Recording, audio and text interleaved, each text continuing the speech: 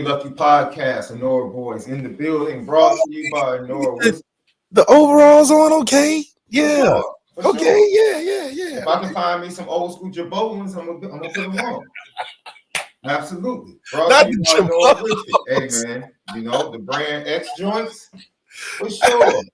I'll bring them back in style. Brought to you by Onora Whiskey, OnoraWhiskey.com. It's that premium American whiskey, OnoraWhiskey.com, man. And if you're going to drink, you better make sure that you do it responsibly. Let's go. That means you bringing the G-Shock watches. Then I must be fly because if you like the sun so bright, I wouldn't lie.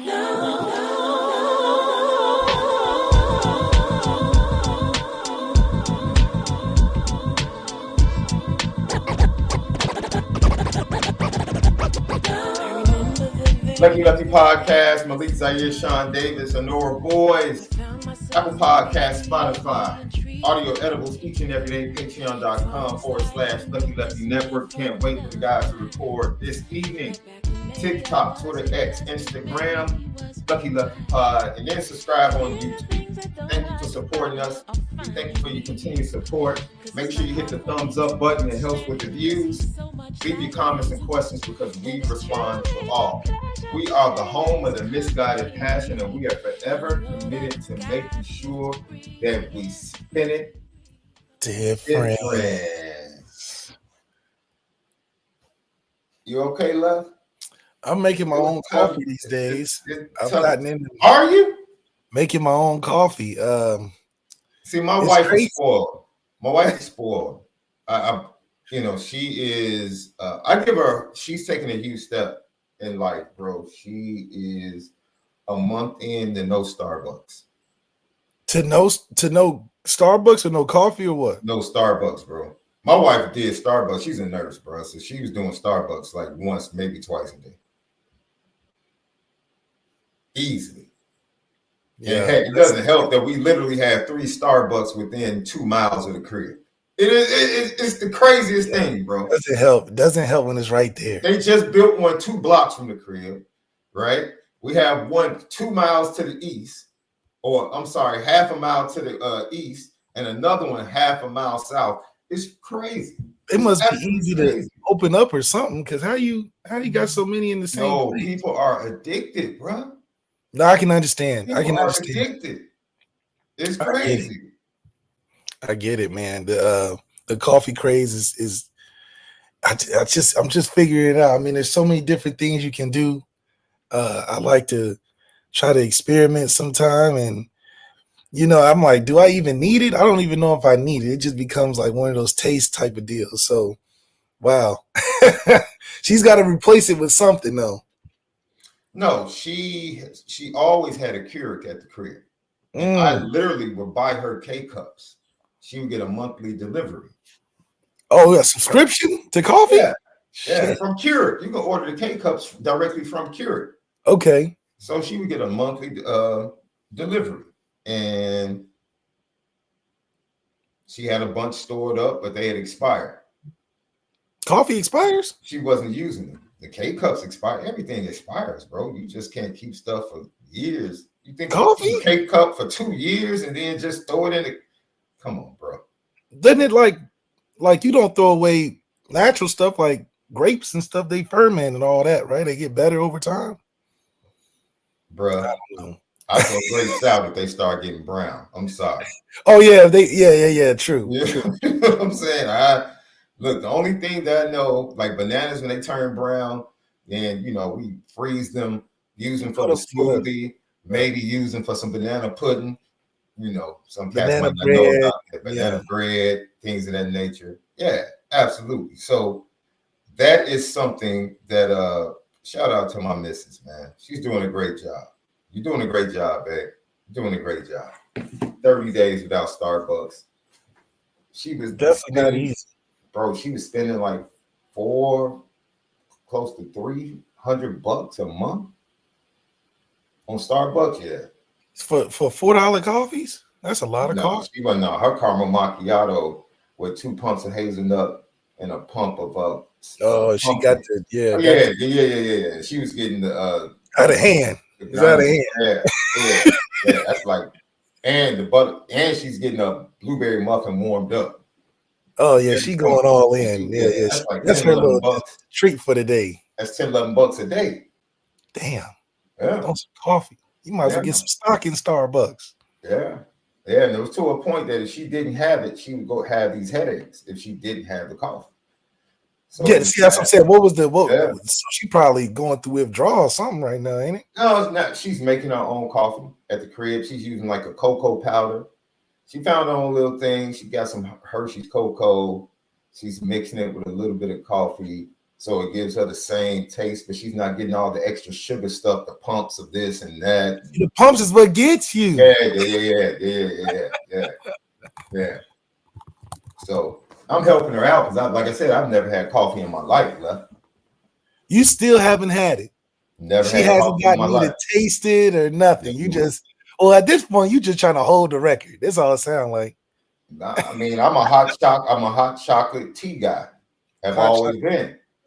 So yeah, no need. Lucky Lefty podcast. So we know, look, ladies and gentlemen, we were all ready to talk Notre Dame's 49-7 win over Stanford yesterday. And then Marcus Freeman opens up his press conference like he normally does, and it goes absolutely left. Injury updates. Mitch Jeter will be questionable for the game. Jordan Faison will be available. Again, with Jordan, he was available to play last week. It's just, he's not 100%. And we got to make sure that we do everything in our power to help him get to 100%. And but he'll be available. And Billy Schroff is questionable. Last injury update is Benjamin Morrison injured his hip and has to have surgery and will be out for the season. So obviously it's a blow to our team. You lose a captain, a great football player, and you feel terrible for the kid because he gives football, he gives preparation, everything he has, and it's just tough. But he's a tough kid. He's a tough individual. He's been through this before, and he'll have surgery and get back to work to becoming the best version of Benjamin. Well, I've always thought that Ben Morrison's biggest impact was his ability to walk across that stage and get drafted a top 10 pick. I don't know how much that hurts his chances with him not being able to finish the season, but his record and his film stands alone. And I've seen crazy. I've seen Jamar Chase sit out a whole season, get picked up as the first receiver. So still high regards for Ben Morrison. I don't think it's necessarily too much of a blow, only because I do believe that allowing these young guys to get in with the schedule that we have will grow their confidence and their gamesmanship, getting more reps, because it was almost like a too crowded of a room, and so it's probably good to put the onus on these younger guys to be able to step up and be a better player for this team, take on bigger roles for this team. I'm sure Ben Morrison will be around helping and talking to guys, giving them advice, but from a talent standpoint, do we get better talented-wise? I mean, obviously not skill-wise just yet. Ben Morrison's very skilled. He's put that on display a ton last season and a little bit of this season. So, it's not good to see one of your star players go down, a captain go down. But at the same time, with him being in that position room, it's a blow, but it's not a death blow. So I do think, just like the Jaden Mickey situation where it was a peaceful transition, it wasn't too controversial or something where he probably is regretting. I don't think, Ben Morrison is too devastated by this, and we shouldn't be devastated as a team by this either. I mean, we've dealt with injuries. I think the bigger injuries is the Boubacar Traore and the Jordan Patello as it affects the team. I'm not going to say not one's bigger than the other or more important or whatever, but impact on the team. I think Jordan Patello and Boubacar Traore's injury impacts the defense more than a Ben Morrison would, only because I really have a lot of confidence in that secondary under Mike Mickens. They've seen that whenever they get a chance to make plays, they're making them. So, Ben Morrison is talking to his dad before the year started, talking to him. This isn't always a bad thing. If anything, it helps Ben be able to sit down and really recover and be right and get ready for the draft. Because like I said, his biggest impact for Marcus Freeman and his team is to be able to get drafted in top 10. It's amazing because that recovery, he pushed really hard to be there for Notre Dame and Texas A&M. I don't know if fans really know that. If he had just taken the normal path, what's wrong? It's not good. You didn't make it right, bud. You had that look on your face like, wait a minute, something is missing. It was a little stronger than I thought. I was like, whoa, shit.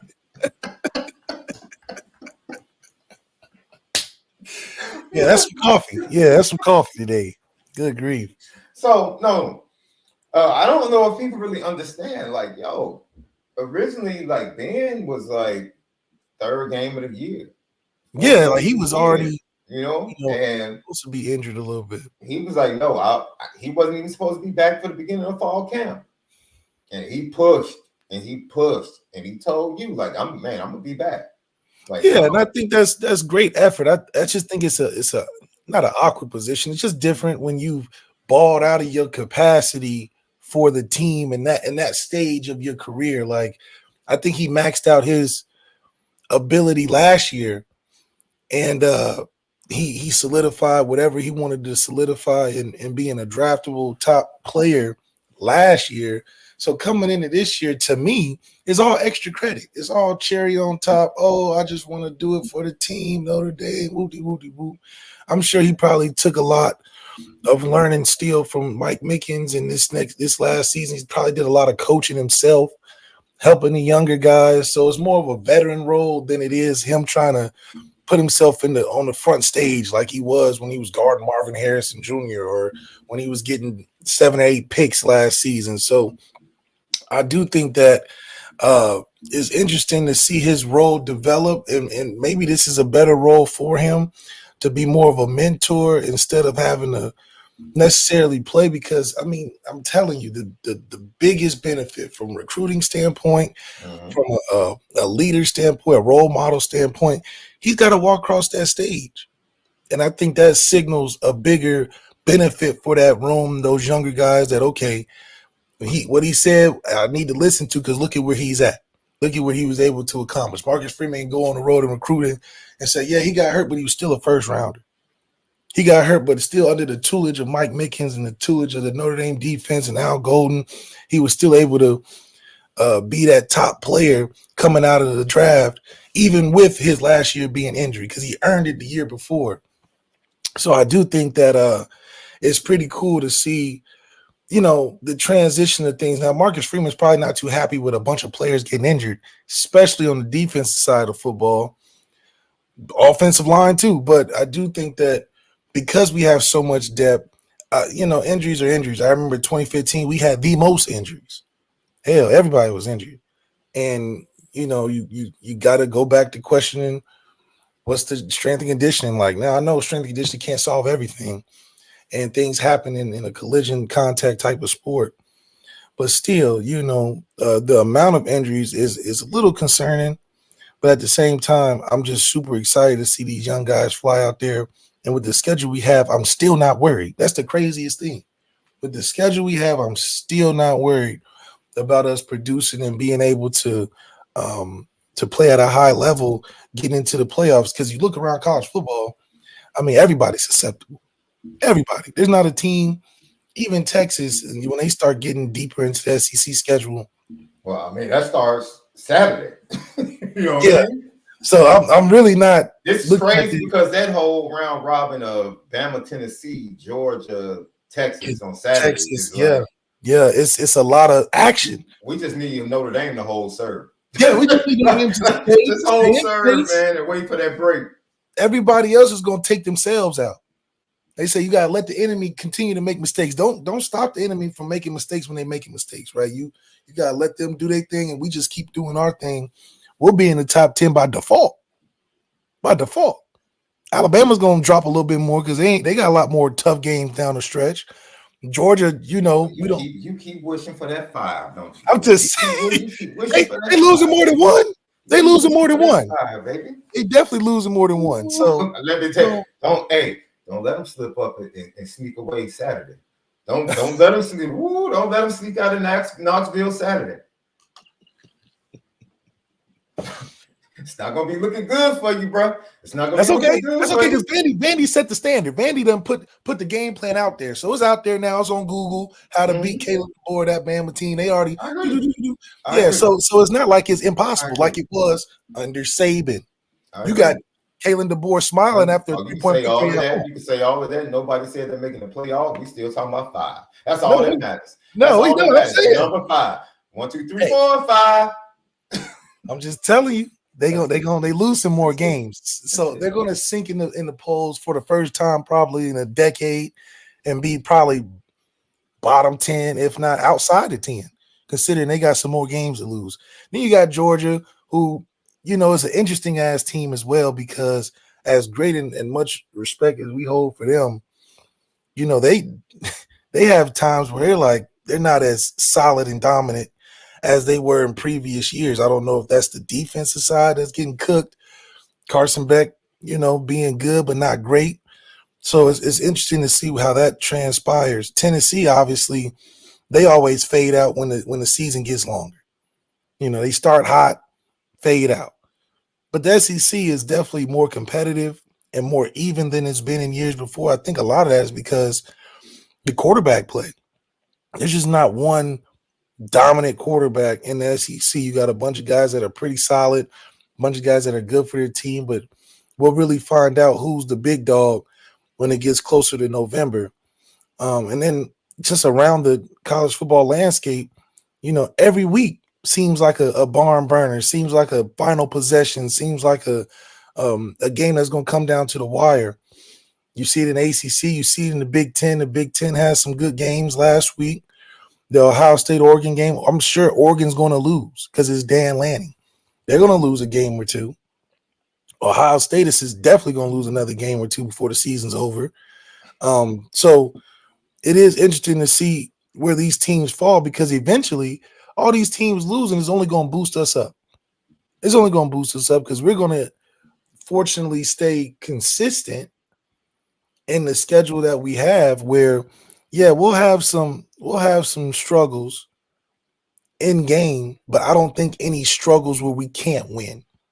So it's just a matter of how consistent can we be? Can Ryland have a performance like he did last week against Georgia Tech, against Navy, against a Florida State? Can he keep it going? Because that's what we're depending on. It looks like offensively we're looking at if he don't get going, it's going to be a long day. And it shouldn't be like that, but that's kind of how we're calling the game so far. So hopefully we can start taking that, continuing that level of dominance. I mean, 42-7 in week 6 or 7 is pretty good. It's pretty good. So how much does this affect defense moving forward? We'll see. Hopefully we don't keep racking up injuries. It's like every week we get 2 major injuries, like 2 major ones, like 2 ones. You're like, dang, you're not coming back at all. It's not like a nick or a scrape. It's a whole season. But we'll definitely continue to keep pushing forward. And Marcus Freeman, man, I mean, his press conference mood has gone down. I mean, he just looks sad. Yeah, he looked real sad. Like, man, what's going on? What's going on? You from Dayton, Ohio. You never look like that. You know what I'm saying? So I think that's just the weight of the season holding on. And I would like to see that second win happen for Marcus Freeman. Get that second win of energy, that boost that we had at Texas A&M that we haven't seen in a long time. So I think if he continues to be that forefront leader and that energy provider, that it's only going to radiate to the team and the team is going to respond well. And we look to win some more games down the stretch. Oh man, that's sad, bro.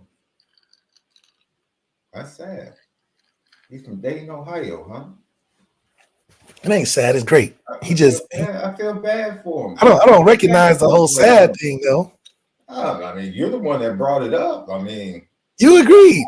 I'm like, what you I did because he looks pretty sad. And then you just for some reason mentioned Dayton, Ohio. I don't know what it had to do with anything. Yeah, that's where he learned it from. He learned greatness in Dayton. I'm like, okay, the greatness he learned in Dayton. Yeah, not why the sadness. Okay. You know, you're supposed to be excited, man. You know, but anyway, I do think that it's gonna be interesting to see how we adjust. You know, it's all about second half adjustments. This is the second half of the season where we got to adjust. Not everything's going to be perfect. Obviously, guys are going down left and right, but your coaching acumen comes into play, and the coaching staff's acumen comes into play when you fill the holes. You got next man up. You still game planning. You covering and band-aiding the problem spots on your defense and offense, and you're still able to produce and put up points. So that's the challenge. Not so much of who we play, but how we manage getting to the end of the season. Well, I just think the gods have said not this year. It's almost like the football gods have just decided, Marcus, you're going to have to wait another year. I don't know how. I mean, we're 4-1. I know how. But who's threatening us even with these injuries? You know, we were loaded in the secondary. Offensive line still got some credit in the bank we can hang on. Defensive line. Absolutely. We talked about that yesterday. If Harry Houston was the coach, I might agree with you. Coach Rudolph's a great coach. Defensive line. We've seen improvement here and there. Defensive line was by committee anyway, so it's not like we had, but are the two interior guys? They're Jekyll and Hyde. Who's going to show up? You know that. That's why it's by committee. No, we don't need it to be Jekyll and Hyde. We don't know what the heck is going on with Jason Onyé now. See, it's a lot going on right now. It's a lot going on. Yeah. I mean, you're gonna run out of guys. Something's gonna have to solidify eventually. But this is going back to why it was so important to identify the X factor back in the spring, back in fall camp when I mentioned it, because you need a guy to rally around. When you don't have a guy to rally around and you're playing by committee and you're playing by a group, when things start to happen, where's that leadership within that locker room or that unit where they're like, okay, guys, everything's falling apart, but lean on me. Where is that guy going to be at? So it's an opportunity for a guy to step up, maybe a young guy like Sevillano, maybe get some opportunities, maybe some of these guys, Heinisch or whatever, make some plays. But we definitely need a pack leader within that defensive unit. And just remember, Jason Onyé was playing for Jordan Patella. What happened to that? Hey, Double R. Hey, man, look, I was on a date with my wife yesterday, bro. I'm sorry. I don't pick up. You're ignoring calls, man. You're ignoring calls. I was at Grady's Diner with the missus at 2:20. Double R hit me. I'm sorry. I didn't hit you back, Double R. I didn't hit you back. That's my bad. But go ahead. Yeah, he ain't when he on them dates, man. You might as well call it a wrap. Yeah, Lefty tell you. I'm not. He will not answer. No. If I reach for the phone, that evil eye is coming out, boy. I am graced to do so many other things that when I'm with her, you gotta tell him you got fit in that window now. Yeah, there you go. Window, I gotta throw that ball like Jaden Daniels, boy, the tight windows. I gotta get in there. Absolutely. So, let me tell you something, Left. I feel bad.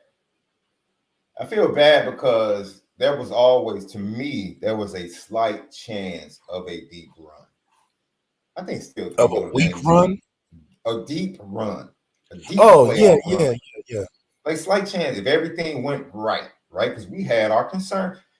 Everybody else was all good. We had our concerns before the season about the quarterback. Yes. That you laid out. You were like, dude, you can't play the position. If this doesn't happen, that doesn't happen. Dude. He's not that type of dude that just walks in and he's just good to go. You laid it out. At Notre Dame, where everything is around you as a resource. And it played out just the way you said it would. Hopefully, what we saw the last two games, the improvement, because he improved upon Louisville. He did. and hopefully he improves upon Stanford. And now we get the consistency and the confidence from Riley Leonard. But I said this yesterday. I'm not about to poo-poo this injury, bro. I'm not about to poo-poo this injury, bro. Who, Ben Morrison? No, because see, Leonard Moore, Ben Moore, you knew what Ben Morrison was we know that he was just giving us good service. We expect Leonard Moore to play as good as he did against Louisville. That's our expectations. But he's a freshman. He's young, yeah. He's a one play here, 2 plays there. Yo, it could happen.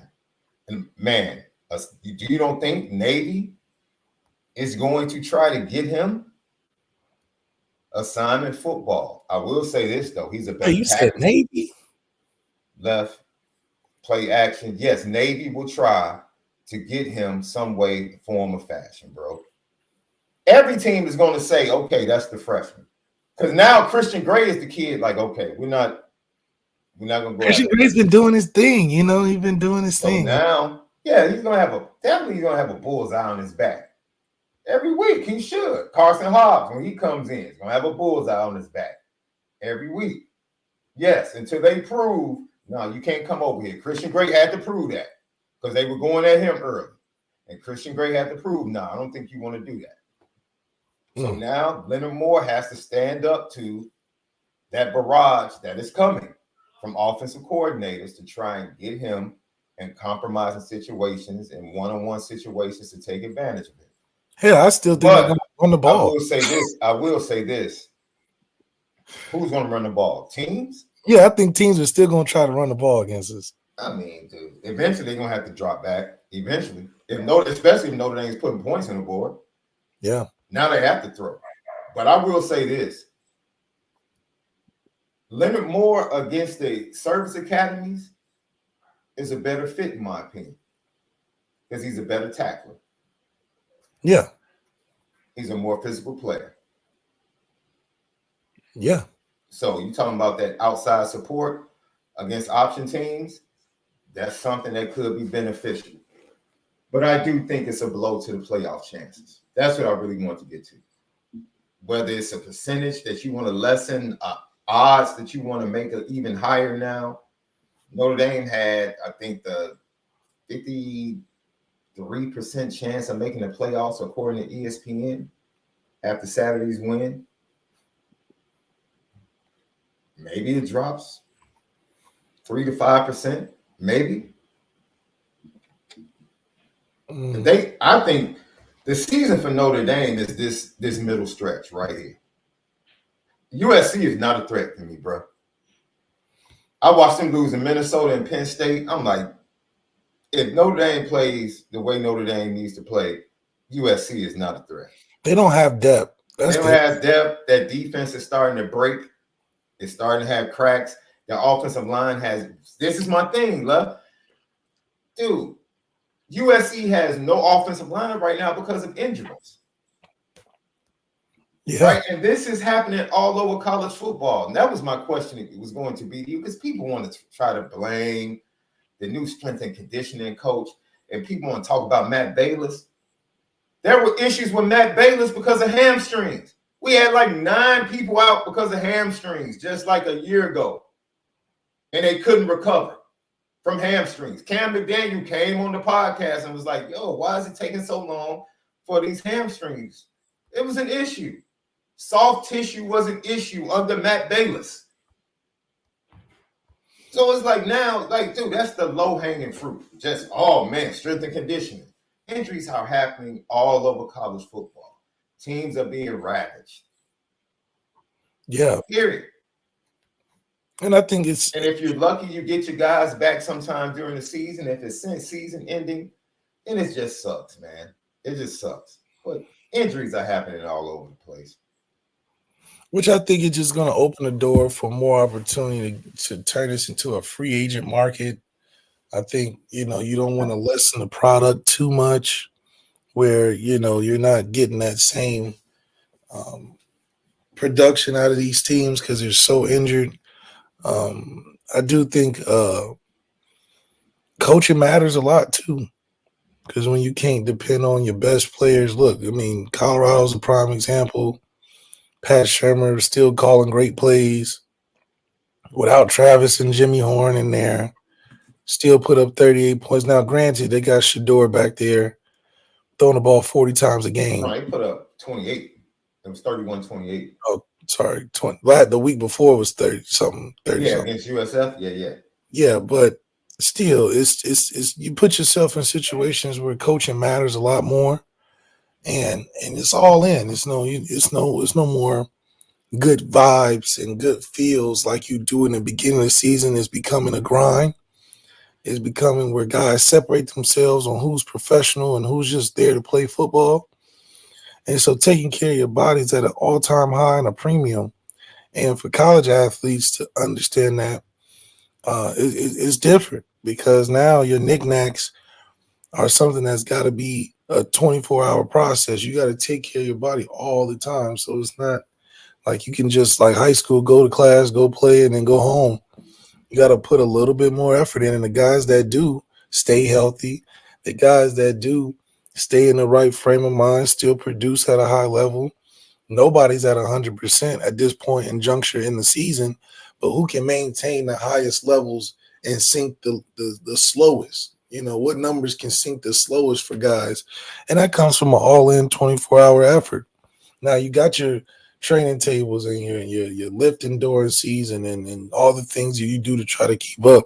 Mm-hmm. But this is truly a profession at this point for college athletes, and understanding how hard and long a season is. We haven't even talked about the stress it's going to put on these playoff teams. These playoff teams can potentially play 4 more games after the last game. Yeah. So we talking about injuries in week 6. week 6, week 7. So now you're putting yourself in a position where nobody knows what that next season is going to be like on a team's depth. Maybe some of those guys that sat out those first 4 games come back in. Mm-hmm. Can that happen? Can those guys redshirt for the regular season and activate back on the team? And once they see ain't nobody left, and say, well, maybe I can play for the playoffs. Maybe that's a nuance in the whole rule, because you're gonna need bodies. I mean, a team that's gonna be what? If you're not the 1 or 2 seed, because no, I don't even think there's a bye, is there? Not for the play. Yeah, so that's you hope to get the bye. Top four. Okay, yeah. So you hope to get a top 4 seed, get a bye week. But any team that's got to play 4 games to get to a championship after the regular season, it just probability and math wise, it just doesn't seem like it adds up. No. It just doesn't seem like it, unless these guys are still kids. Unless you got these 8th year Cam Risings that are like 27, 28. I don't know how this dude keeps getting these medical red shirts, bro. It's insane, but still, it begs the question of, this is how you get guys being in there so long. I mean, you got all these rule exceptions, all these rule changes where they're not doing NOI anymore. They're basically giving you a 5th year off the bat. Right, that's the new rule. Right? They give you a 5th year off. First year coming in, you damn near got 5 years to play. So it's just an interesting dynamic. The science, I'm sure, is out there on why there's so many injuries racking up. But how does Marcus Freeman navigate in a new landscape? This is different than the Lou Holtz era, the Brian Kelly era, the era of Parseghian era, the Tyrone Willingham era, the Charlie Weiss era, because you have to fit your season to prepare yourself for the next season. So I don't mind having a soft schedule, because it's hard enough to get through a regular season as it was. And we had to go all in where every game count. Now you got to kind of play it smart, like the NBA. Do we sit some guys for some games? I think Texas kind of did it, kind of started the trend that will become a trend with these quarterback stuff. Okay, Quinn got up a little bit. Yeah, he can play this week, but we're going to need him for the playoffs. Let's get these young guys in on these BS games. They can beat a UTSA. They can beat a little, children of the poor and deaf school. We can whoop up on those teams. bring our quarterback to be able to be healthy for the long run. And I think that's what's going to end up happening, where more guys, especially quarterbacks, can go get opportunities to play, because it's like you got to think for the second season. Okay, yeah, Riley Leonard's banged up in week 3. Maybe Steve can handle 3 or 4 games till Riley gets back. And that way Riley has a better chance of being healthy, getting ready for the 2 playoff wins that we need to have. So roster management, which is why I think we should have GMs in college football now. You pretty much do. I mean, Yeah, they're called GMs, but make it an official thing. You know, I think it'd be cool to just say, you know, because that way Marcus Freeman can focus on coaching instead of roster management, which I think takes a lot of time. You're sitting in boardrooms with your coaches and you got your roster on the whiteboard, and you just playing Legos all day because guys are hurt, guys are coming back, guys are injured. I mean, the press conference you just played with him, he must have said 6 or 7 names right there. So I'm sure he's like, golly, I didn't even remember this guy was hurt or this guy was nicked up. So now we got to, before we set the game plan, got to talk about who's even healthy. So maybe more money goes into sports science and training facilities and recovery. I mean, you saw how, you know, they talked about Travis and how he prepares each week. He don't even practice. He's just doing hot tub, cold tub, acupuncture, hyperbaric chamber, hit the sauna. You know, this is all just to get him to a game. And he still got hurt. You see what I'm saying? So I do think that it might be more focused on recovery and being a great coaching staff that wins you championships, opposed to just having the best players. Because now with 17, 18 games like you in the damn NFL, you know, that's hard for a kid. Because it turns into, there is no more college feel to this thing. This is professional sports. Anything after 12 games is professional sports, you know. Lucky Lefty podcast. So those are our thoughts. You'll see a lot of Carson Hobbs, a lot of Leonard Moore. The J. Mickey thing, it changes nothing concerning J. Mickey. People feeling like, oh, he made a mistake. No, he didn't. Carson Hobbs and Leonard Moore were the reasons he's in the portal, or part of the reason. He didn't know. As far as I'm concerned, J. Mickey made a smart business decision, a very smart business decision, knowing that he's about to leave with a degree from Notre Dame. Very smart business decision. So, I mean, you know, could he come back? I don't know if he would want to necessarily, right? Just because he already went through the process of moving on, which is fine. It's just like, you know, this is about fit and about your personal brand and business now. So it's a little deeper than just saying, oh, you can just come back. You know what I mean? I think once you kind of make that, it's hard to say, especially about Notre Dame specifically, because we had Tyler Buckner come back. We had Javon come back. Look, people just need to let it go. College football is a business, man. And these young men are learning at the high school level to look at it as a business. So you don't think all of this 50, 60 tradition for the team? Like, man, that's fine. You don't think that exists anymore? I didn't say it didn't exist. Or do you think it exists? You should always be a team player. But there comes a point where you have to put yourself first. In every area of life, I'm a married man, bro. I need time to myself, to put myself first at times. And putting myself first doesn't eliminate the fact that I'm a great covering and leader for my household, bro. But sometimes I need time to myself. I need 18 holes of golf. I need time with my boys at the sports bar. I need me time. Back in the day, it used to be playing a full season on NCAA. Leave me alone. I'm going to the basement. I'm about to play a full season. When I come up, I'll be good. We can talk about whatever you need to talk about. That's right.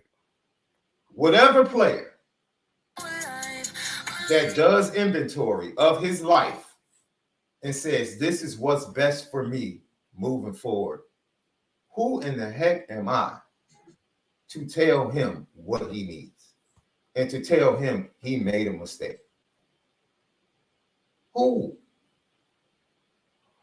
He got a degree from the University of Notre Dame, fam.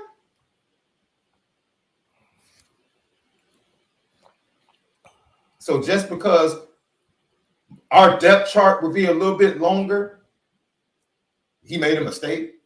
No, absolutely not. I look around, dude. Tennessee just lost 2 starters defensively going into the Alabama game, dude. Defensive lineman and linebacker out for the year. Should their strength and conditioning coach be under fire too? Maybe. It's called sometimes life happens, man. Well, there's Life always happens. an explanation. Let me ask you a question.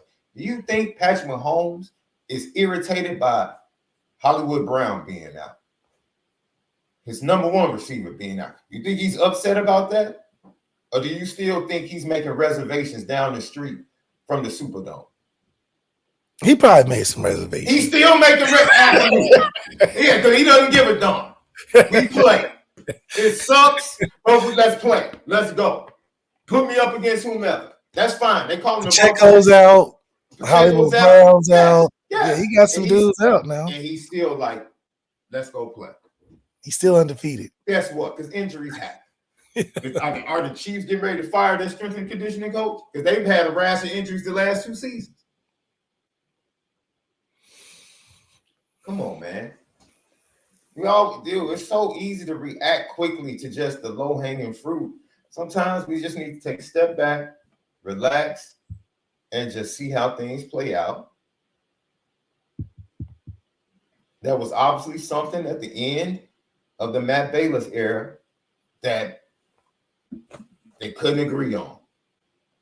Whatever changes needed to be made, according to Marcus Freeman and his thought process, like I said, there was a huge issue with hamstrings at the end of Matt Bayless's tenure. What's up with these hamstrings? Now, with Lauren Lando is shoulders and knees. It's like, dude, no more hamstrings. We move to shoulders and knees. It's who knows, man. I wish we had the answer so we could figure it out. Yeah, man. I wish we had the answers. All right, Left. It's time to flip to the next topic, and in doing so, I'm going to put out a disclaimer that anything that is said in this segment does not represent the opinion of Sean Marcel Davis.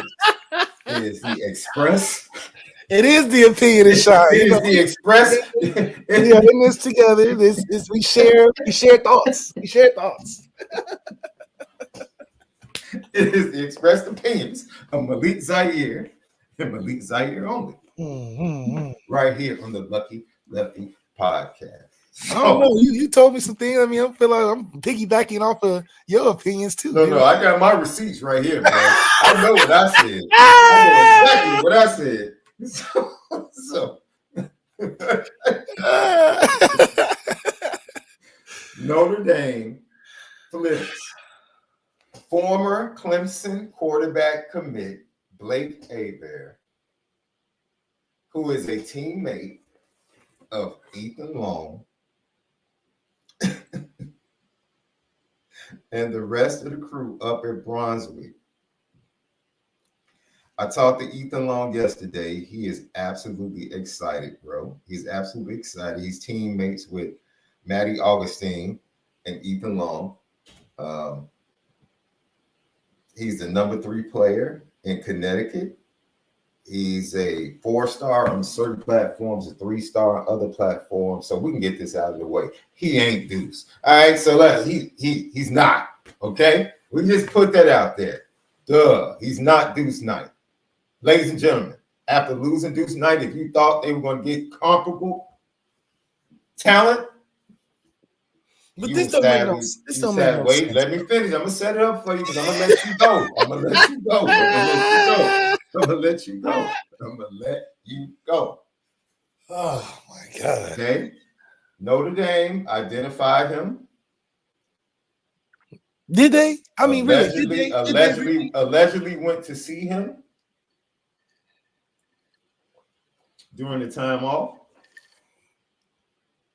Like what they saw, honed in on that man, and convinced him to flip from his Clemson commit. I will say this: the young man was highly rated going to his junior year and missed his junior year due to injury. So he transfers into the squad up in Connecticut. He's originally from Massachusetts. He transfers to the school in Connecticut, and we're going to play his film.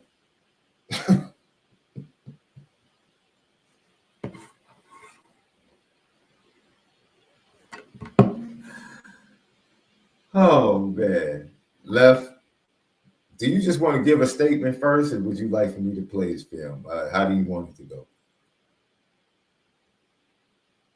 I can't believe we're the first team to be majoring in dominating Connecticut for recruiting. Like, when has that been the recruiting hotspot where we're like getting 4 or 5 guys out of Connecticut to boost the team? Like, I get the O-line, you know, but we're back to this. Let's just play the film. You know, okay, you know how when What's you go, wrong, man? you get a nice something from the store like TJ Maxx or Ross, or you go to Walmart. Okay. You get a product and you really invest a lot into this product, and then something doesn't go right. You're like, okay, let me take it back and get my money's worth. Okay. We took this back and didn't get our money's worth. We went to GameStop. We had every PS2 game in creation. We had the PS2, the PS5, we had the Xbox, we had the Xbox 360. Mm-hmm. We turned it all into GameStop thinking we'd get a big return. Mm-hmm. And we ended up getting $5. This is how I view what we did with this recruitment. Now, if we're thinking like, okay, we put a gap in between a CJ Carr and the next guy because we got Kenny and CJ, okay, I get that. But when you're talking about boosting a room, I don't think this is the direction that we should have taken. It doesn't make sense. So let's just go through it. You guys wanted Malik's take? He's about to give you his take.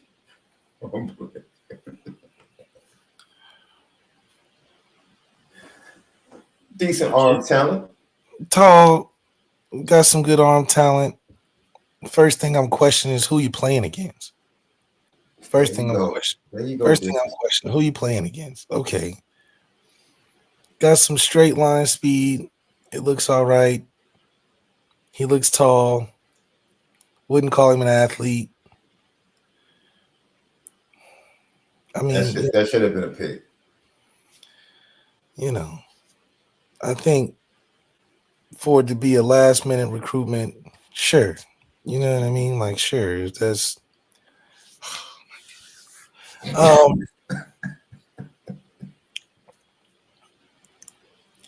I like his feet in the pocket. You know, he looks like he's poised. He's got some good technique. Guys keep ball. Yeah, I mean, you know, I think that if we're getting a placeholder, cool. You know, it's just hard to. Can the room make him better though, Love? See, that's the wrong question. He's supposed to make the room better, not the room. Okay, but he's not that type of come in and okay, he's not. Let's just say he's not. Would Steve Sarkisian recruit this guy? Would Lincoln Riley recruit this guy? Would Ryan Day recruit this guy? Would the quarterback gurus of college football pick this guy up? I looked at his offers. And once again, Notre Dame was by far the best offer, by far, not even close. The biggest offer he has. You know, he's got his UConns, he's got his Virginias, he's got his, you know. Nebraska, Iowa, Ole Miss. But was he really considering your boy Pitt was on him. Penn State was on him. But you see, I like those schools. Pitt, Iowa, you know, Virginia. These are good schools for him. This is major college football when you talk about Notre Dame. Guys that can take on the expectation and be a top player and be that guy and be that dog, be a 5-star.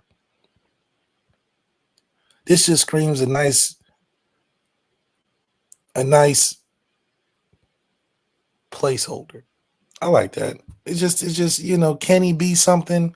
Not in his first year, probably in year 3 or 4, but he's just taking up room in the QB room. I think if anything, Marcus Freeman should be overzealous about building a QB room that's sustainable, not just to get by.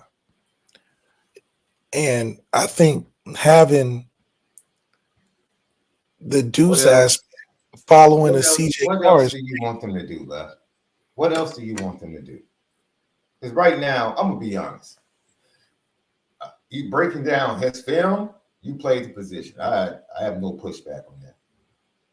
What you want? The only thing Marcus Freeman could have done is just ditched on Deuce early. As soon as he caught hint, he could have ditched on Deuce during the summer and then possibly flipped somebody better because he would have had more time. But what else do you want Marcus Freeman to do in the situation that he was put in? What do you want him to do? Do his job.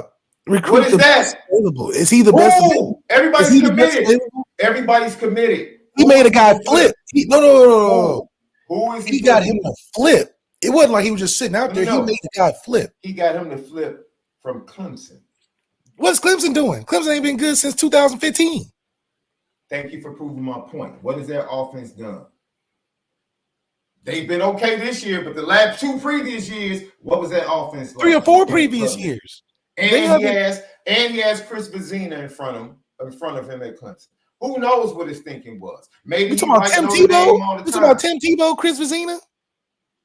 Dude, I'm telling you, you tell me who they should have gone and got. Who? I think it's more about... No, be honest. Be honest. Because until last week, that performance and what's been on the field offensively ain't pulling nobody in the top in the 25 class that's committed. Who? Now, have a real conversation. Let's have a real conversation. We're supposed to. We pulled top receivers. We pulled top receivers. Who? Micah Gilbert, Elijah Burrs, with no production out of the receiver room. Bo Collins, and Chris Mitchell, with no production out of the receiver room. As a top recruiter. Don't make me do that. Stop. We're not about Elijah Burrs just started producing in his senior year. Stop. He's a legacy player. He's a legacy player. It does. 3-star. He was a 3-star when he legacy committed. He was a 3-star when he committed. Stop. Yes, but we also understand that legacy goes a long way. Look at Kenny every top wide receiver in the 25 class said no to Notre Dame. They said no. All of them that came in during the summer said no and went elsewhere. We're gonna stop that. Stop. Stop. We were able to secure a Bo Collins. Now Bo Collins. Wait a minute. You mean? No, I'm saying wait. No, let's have an honest conversation. You mean the Bo Collins that left and immediately they got more explosive at the wide receiver position? More explosive, or K got better. Say that again. Or K got better. The Clemson receivers aren't more explosive? No. Okay, love. All right. I see now you don't want to have an honest conversation. You don't want to have a honest conversation. Klubnik got better. The receivers were the receivers last year. You just want to blame the coaching staff, bro. The receivers were the receivers last year. You just want to blame the coaching staff for making the best out of 4-day-old chicken. Option. I don't think they took 4-day-old chicken and made chicken salad, and you don't like it. That's fine. That's fine. I'm still waiting for you. Give me an option. We went to the deep freezer. No. And we went to the bottom of the deep freezer, something that's been sitting there. Give me an option. Give me an option. Pull up the top remaining uncommitted or committed quarterbacks in the 25 class and tell me who they Julian Lewis is still undecided. Notre Dame had no shot. Notre Dame had no shot at you. Left, are we really going to do this? Are we really? Do I just ask me better options? Julian Lewis is probably not going to USC. So you think Notre Dame had a legitimate shot and Julian Lewis. Did we call him? Left, stop playing. We didn't even try. Left, you're being delusional, bro. You're being delusional now. You're being delusional. Is he going to USC? Probably going to flip. He's not coming to Notre Dame. He's not coming to Notre Dame. Why not? We tell you that. That call wasn't getting picked up. Text Quincy right now. Live on the show. Call Quincy right now. Call him right now and ask him if Notre Dame had reached out to Julian, what would have happened. Call him right now. Watch this, ladies and gentlemen. I just want to prove it to him. Call Quincy right now. Call him. I'm calling. Because he's going to tell us another person that we should have picked up. Yeah. Okay. Let's get his input. What's up, man? Look, I'm on live right now, and we're talking quarterbacks. And we're debating it. Then go ahead. Ask him. We're asking a question about your boy Julian. Okay, now we believe that Julian is still open in his recruitment. Do you think that if he was fully open, that he would pick up the phone if Notre Dame called him? Probably not. Thank you. Even with Mike Denbrock, the offensive coordinator that just had Jaden Daniels, got him a Heisman, got him 2 first-round receivers, he still wouldn't pick up the phone?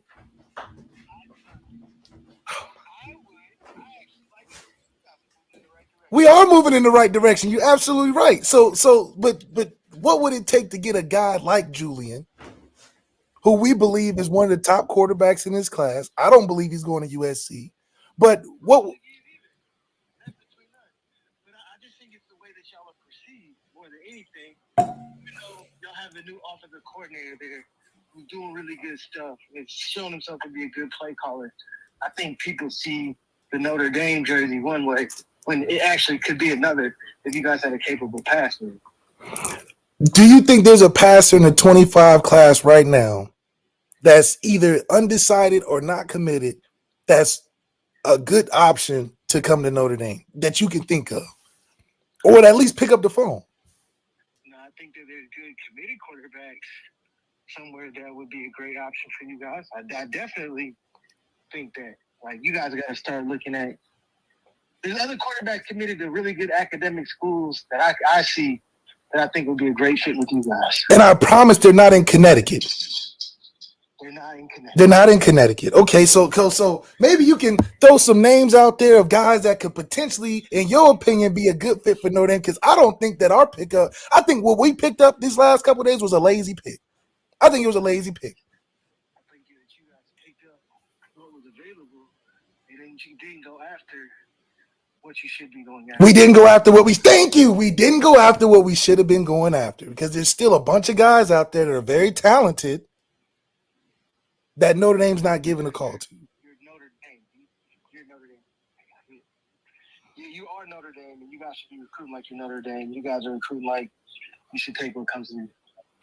Yeah. We're taking like we're the children of the poor. We just accepting anybody off the street. Whoever want to sign up, it's like summer camp. Whoever want to sign up to play for Notre Dame, you can come play. But we talking about real recruiting. And there's guys out there. Give me a guy in the 25 class that you think that it's a solid Notre Dame guy, or at least pick up the phone. I don't want to get in trouble with the other schools. I'm gonna stay out of that. I'll tell you that I do know some. There we go. So there's still options, is what you're saying. 100%. Oh, okay. That's all I thought. That's all I thought. I don't do that option stuff. I need names. I need viable names. They want to get you in trouble because they want names. I didn't say it had to be on the show. We can talk to us off air. I need names. Until then, I'll call you after the show, man, and we can talk about that. Okay, I'm gonna call you after the show. We talk about it. Hey, thanks, man. See, only on Lefty podcast. You only get that type of stuff. But I just want to say I was right. That's all I want to say. Julian Lewis, are you serious? Are you kidding me? Julian Lewis? Hey, you ain't really going to Notre Dame can call Julian Lewis in October. Like, yeah, I know it was like a month and a half away from signing day, but how about coming up for a visit?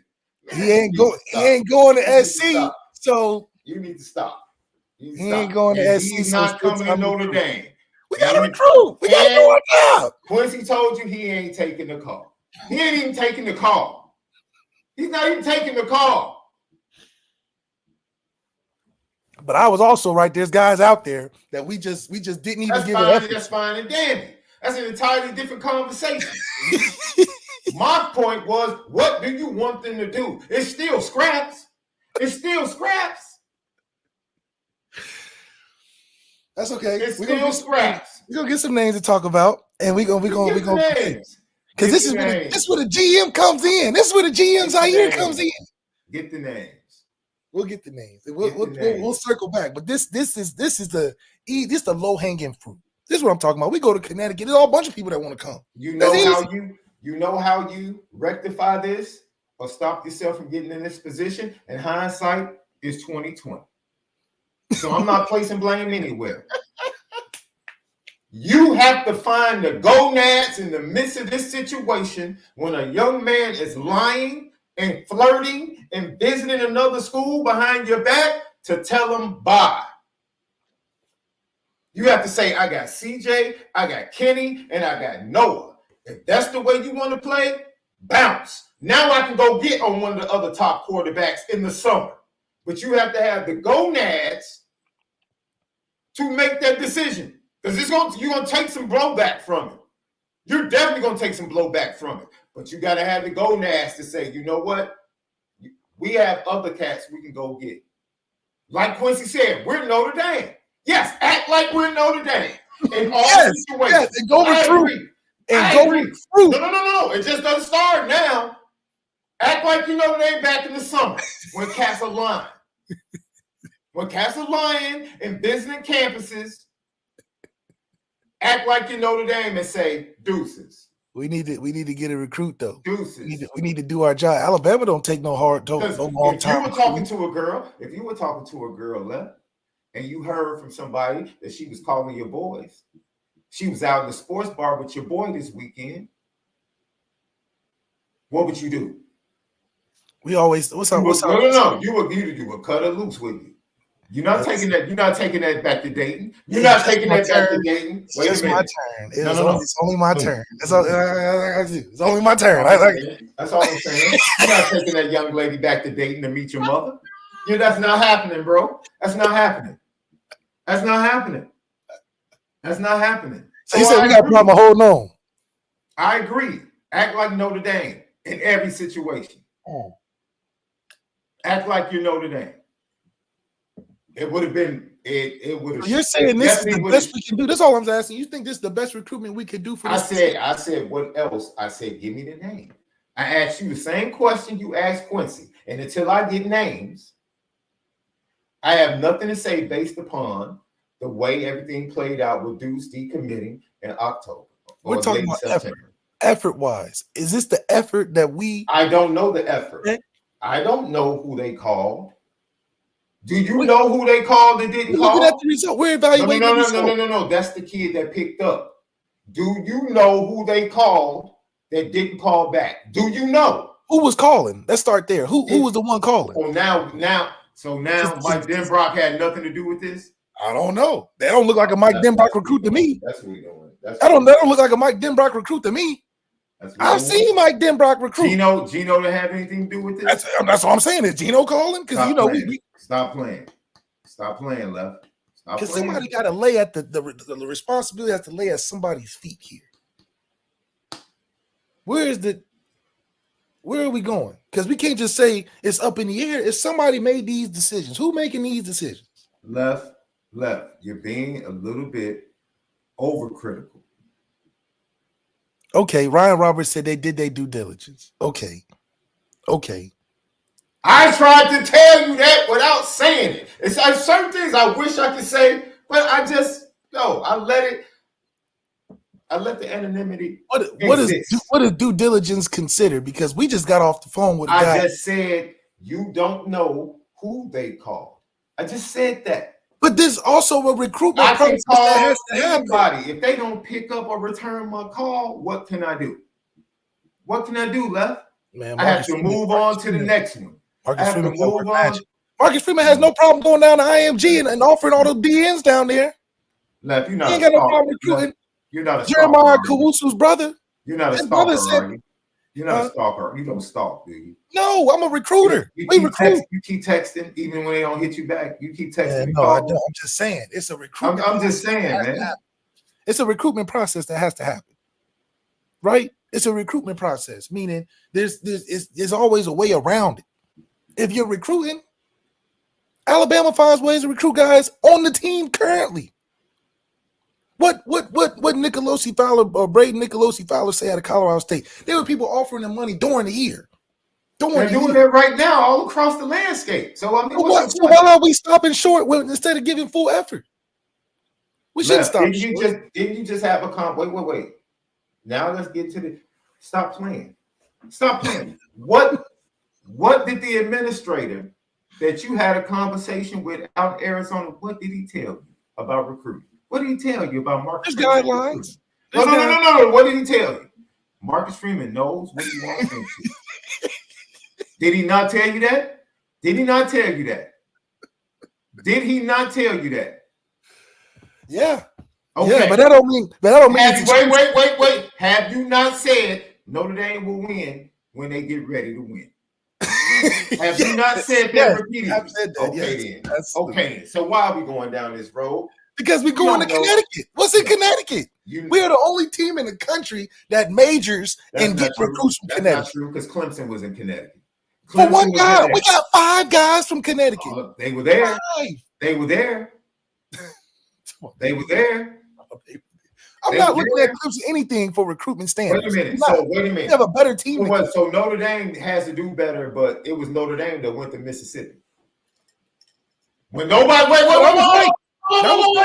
when nobody else was on his tail like that. That was right. I agree. When he was not talked about. That was right. When he was looking horrible playing for that school in Tennessee on ESPN. It looked bad. Who was on him? Who was on him? Okay, then. Don't tell me Notre Dame doesn't swing for the fences. But that follows what Notre Dame does. We like to get on the ugly girl before she gets fine. But when she gets fine, we don't know how to keep it going. That's the problem I'm having. Okay, why? That's what I'm saying. Do you really want to have that conversation now, or should I leave that for the Notre Dame players on players' lines tonight? On players only. I'm just saying. Should I say that for you guys tonight? Because do you really want to have? I would feel more comfortable because see, I'm not a player. I didn't play. My degree is not in Notre Dame. I'm not in the brotherhood like that. I'm comfortable listening to you guys talk about it. If you really want me to get into that conversation, it might not come across as respected. They might be mad at me. They might have to respect you guys because you wore the jersey. I'm just saying, man. Listen, there's in a landscape where recruitment is at its wildest point. You can't tell me this is where we stop short of. We it's so much more we could do. So much more we could offer. What else could Notre Dame have done in the 25 class for a quarterback? What else could they have done, Left? Give me the 2 or 3 things you want them to do at this point. We'll go over the names when I talk to Quincy. You keep saying go over the names, but you don't know if Notre Dame had not reached out to those names. We do things like calling Keaton Slovis. So it ain't like it's some standard that we go to. Did Keaton Slovis pick up? He was working out. Okay, so he didn't pick up. He called them back. That's what he said. He kept working out. Notre Dame called Keaton Slovis and he said, I kept working out and I called him back after I finished my workout. That lets you know everything you need to know. Right there. We called the wrong guy. There you go. That lets you know everything you need to know right there. Lefty podcast. You don't want to have that conversation. You don't want to, not with me. Put that on the rundown for tonight. You guys talk about that. You, Reg, Cam, Jerron, y'all, you guys talk about that. Garrett, D-Dot, you guys talk about that. Type it in. Type it into the rundown. 25, 247. Yeah, because we're about to get to the players and what they had to say after the game. This is important. This is important. Yeah. Bryce Underwood's probably not going to LSU by the end of this. They got Michigan getting on him heavy. His recruitment is still open. He's not coming to Notre Dame. Wait a minute. I'm just telling you the quarterbacks that are going to flip eventually. Okay, and I can immediately tell you from covering recruiting the last 2 years, Bryce Underwood was never coming to Notre Dame. Continue. Go ahead. Continue. Go ahead. You got a Malik Washington at Maryland. No. You telling me we can't flip that? You got a Bryce Baker. You got a Ryan Montgomery. Ryan Montgomery is actually I like Ryan Montgomery. Ryan Montgomery, brother of Luke Montgomery, was a target early. Luke went to Ohio State.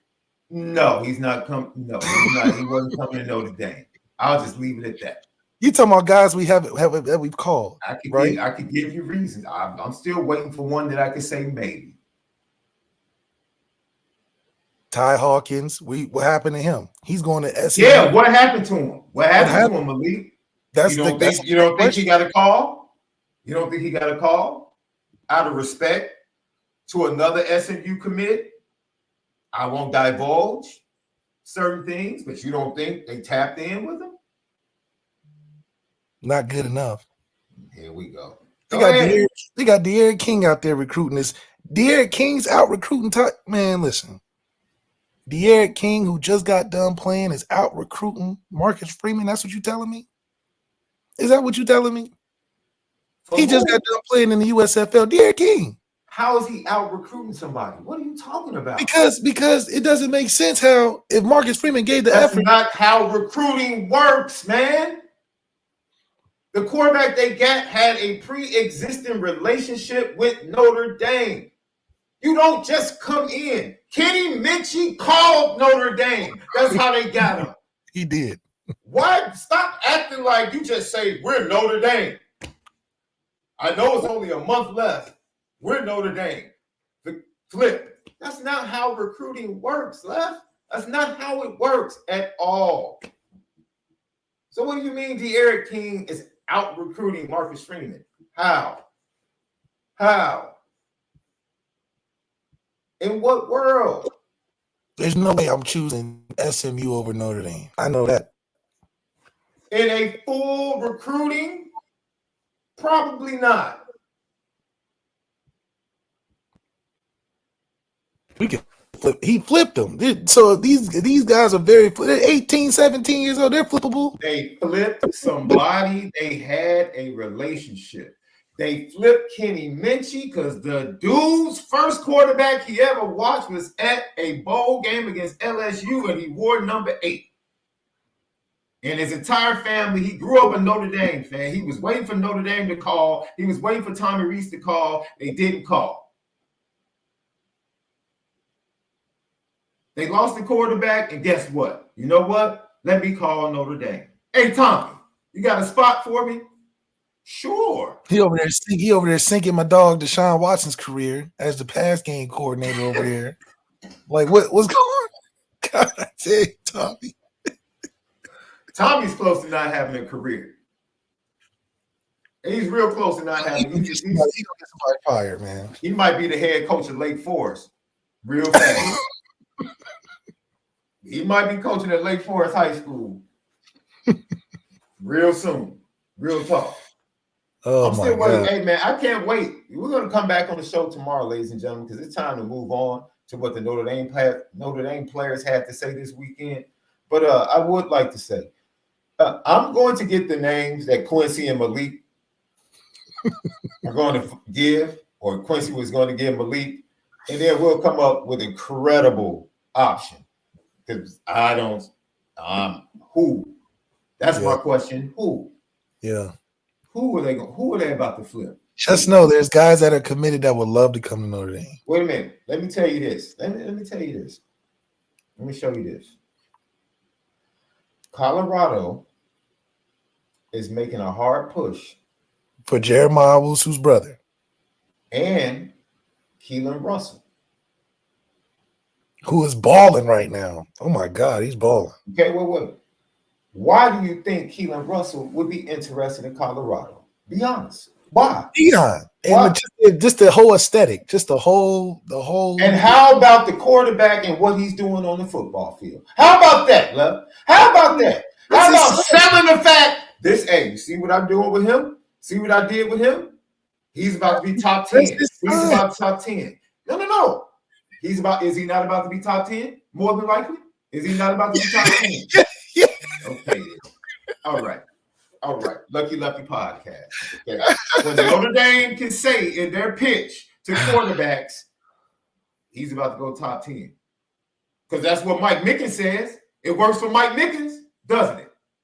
It works for Mike Mickens, doesn't it? Mike Mickens is a great coach now. All I'm saying is that pitch works for Mike Mickens, doesn't it?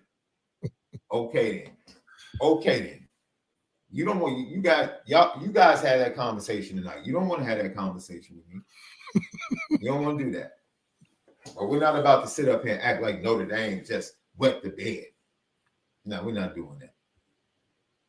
All right, man. Josh Burnham made big plays. This is what he had to say about that interception and just getting back from injury. He was hurt, tried to play against Louisville. Ankle was still tight. I don't know if he's still back to 100%. He says he is, but we'll see. This is what he had to say. I mean, I saw the tackle go down, so I knew I had a brown spot and feather.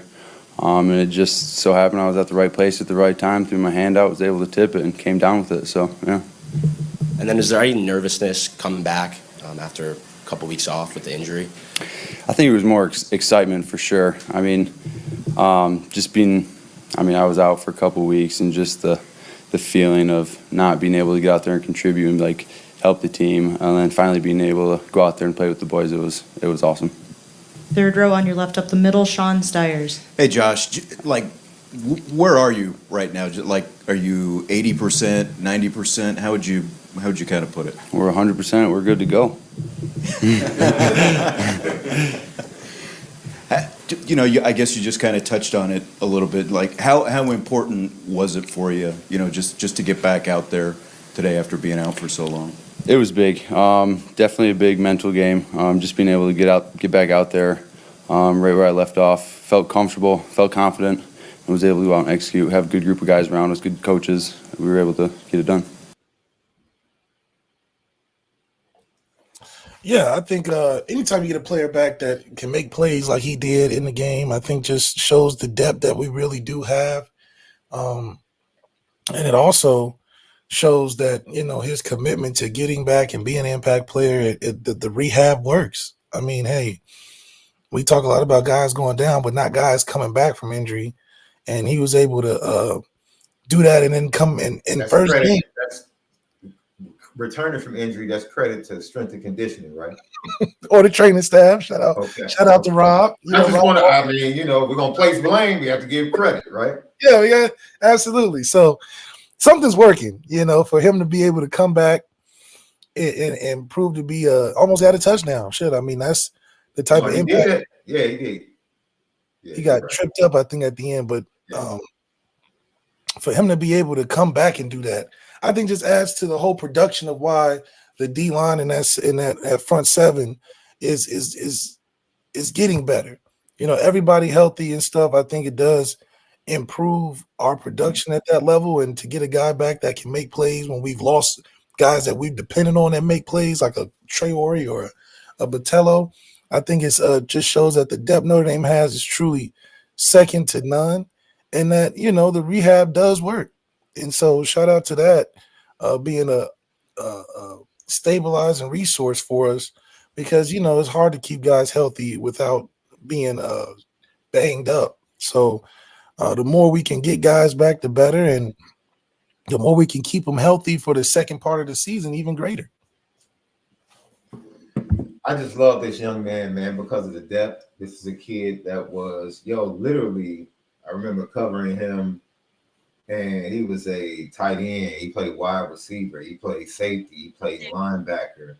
And I remember going to practice early in his freshman year in the spring, and they had this kid at the edge. So shout out to Al Washington for the vision. When this kid was literally maybe 250, 220 pounds. The one thing I saw was I remember telling you, this Josh Burnham kid has a a decent first step. Like he was a linebacker. I thought he was going to end up being in the linebacker class with the rest of the guys. And hell, they got him out on the edge. He's just super small. It's like even when he gets off, he's not strong enough to turn the corner and keep the angle to the quarterback. He gets pushed. And to see what he's become and how he's worked at it, he's transformed his body through, man, tremendous hard work. Just tremendous hard work. So to see his success left is absolutely a credit to the young man. It's a credit to the hard work. And then you have to give credit to Al Washington for the vision he had, being able, and the defensive staff saying, you know what, let's move him from linebacker over to the defensive line and developing them the way they had. Yeah, that's that versatility we always talk about. And, I think that's the one true benefit of the way Marcus Freeman has changed his recruiting is he's taking these two-way guys, these guys that can play multiple positions. And then, once they get to Notre Dame, it's a maturation process. How strong and big do you get during these years? How comfortable can you fit in different spots that you're not foreign to? It's not like you just come in as a linebacker. That's all you played your whole life, and that's it. You played a little bit everywhere, and then that helps your availability to when guys go down or situations changes. You can go in there and produce. And I think that's been a huge credit and a difference I've seen from Marcus Freeman in terms of how he recruits.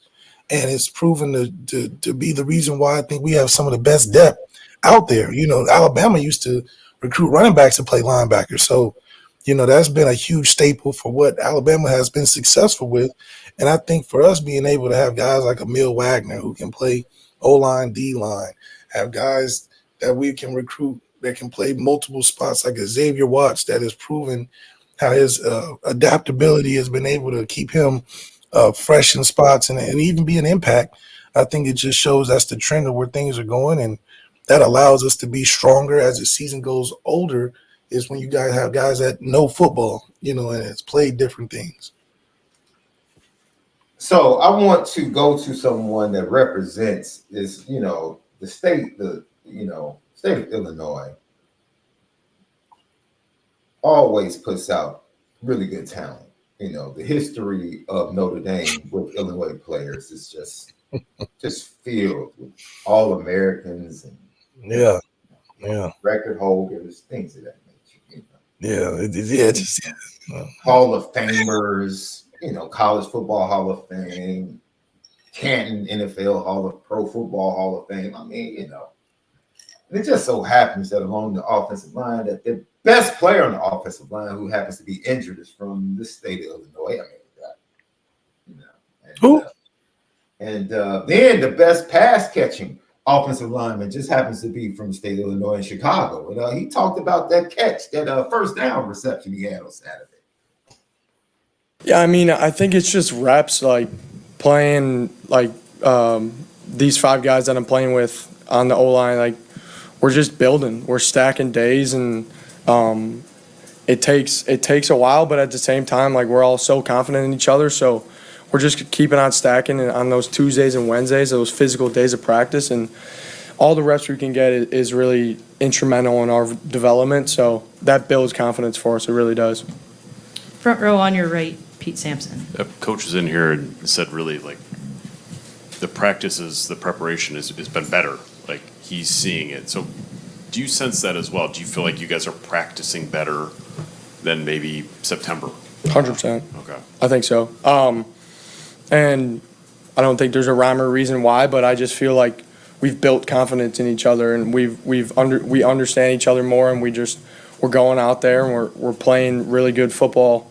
And yeah, the practices have been great. The energy is always great. So like I said, we kind of just got to keep stacking that and with that momentum and just keep getting better every day. Shout out to Pat Cooley. Chi-Town, baby. State of Illinois. Like I said, Charles Jagasaw, best offensive lineman. Unfortunately, he's hurt. From Illinois, land of Lincoln. That's the credit you're giving out now? Well, I speak facts. You connected sadness to dating earlier. I don't do that. No, I said we don't do that in dating, being sad. Because you from dating. We don't do that. Sounds like to me, you said, man, coach looks sad. He's from Dayton. No. Coach sad. You can't be sad because you from Dayton. You know what I mean? All right, you can clean it up. That's good. That's good. But no, Pat Coogan, the one thing he said, Left, you harped on it early in the season. Like, why are we struggling in practice?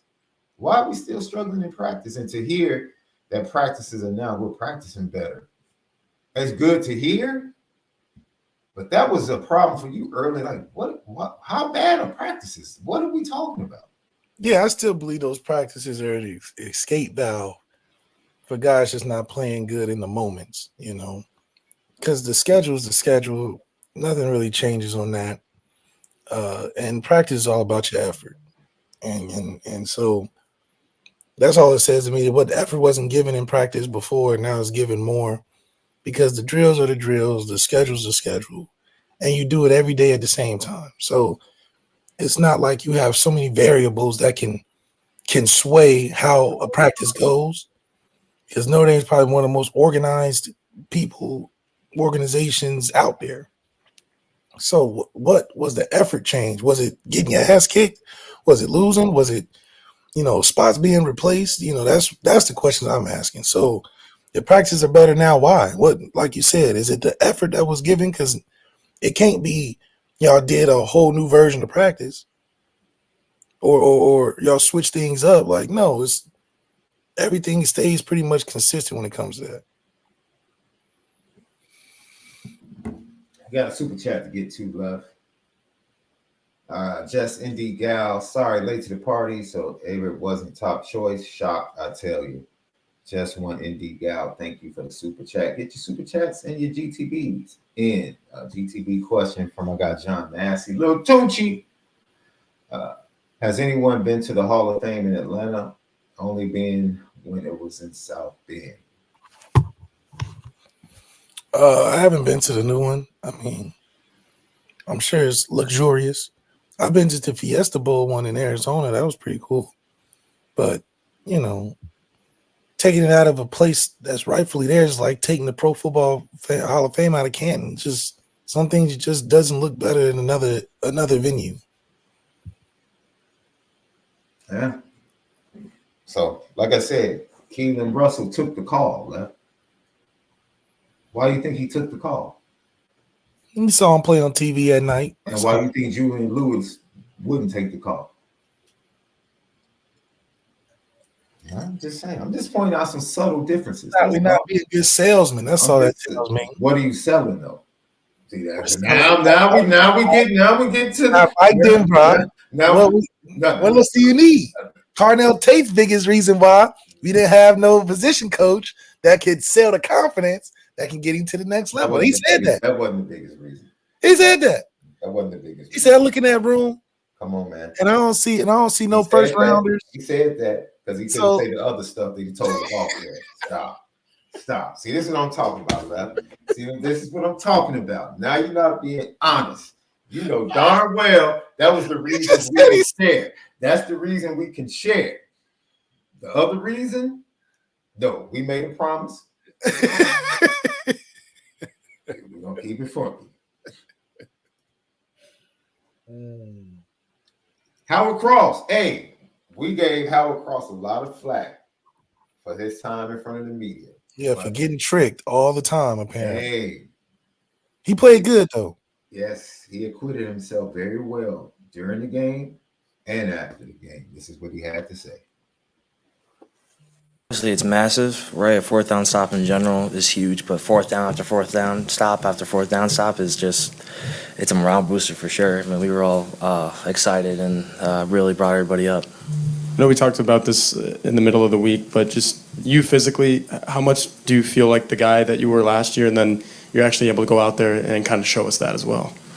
I mean, like I said before, I hold myself to a higher standard, and I felt like I need to do a lot better. And I feel like lately I'm starting to be the guy who I want to be. And again, like I always say, I want to get better every day. So the guy I was last year right now is not good enough. So I need to be better. Staying on the left side, third row, towards the left, Pete Byrne. Hey, Howard. Just wondering if you could talk a little bit about the identity that this defense is kind of evolving into, and your resolve to kind of be dominant the way you guys have been. It would have been easy to give up a little more than you did today, but you guys really slammed the door after that first drive. I mean, that's our mentality. Is every week we try and get better with whatever we do, and no matter what situation we're in, depending on if we just go on for a regular drive or something bad happens and we fumble or something crazy happens, we go in and we stop them 3 and out. That's the mindset from start to finish. Doesn't matter where we are with the scores or what time of day it is. It's time to go.